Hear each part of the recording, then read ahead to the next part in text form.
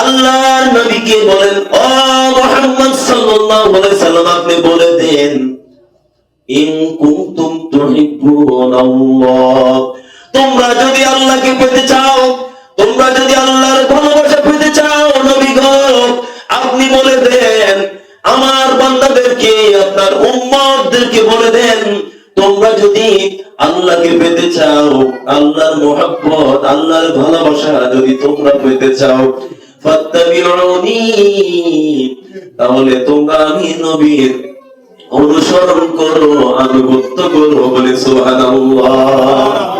আপনি বলতেছেন এক শ্রেণীর মানুষ আছে, দেখবেন রাসূলের সুন্নাহ, রাসূলের তাবেদারি, রাসূলের অনুসরণ অনুকরণের কথা শুনলে তার গা জ্বলে, আছে না নাই? এরকম মুনাফিক মার্কা মুসলমানও আছে, বলেন আছে নি?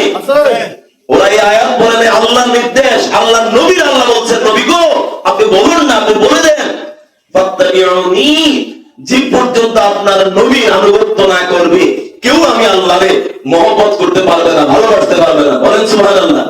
আল্লাহর নবীর তো আল্লাহই বলছেন, নবী গো আপনি বলেন না যে আমি আল্লাহকে যদি তারা পেতে চায়, আগে আপনার কি করতে, আনুগত্য করতে, আপনার অনুসরণ করতে।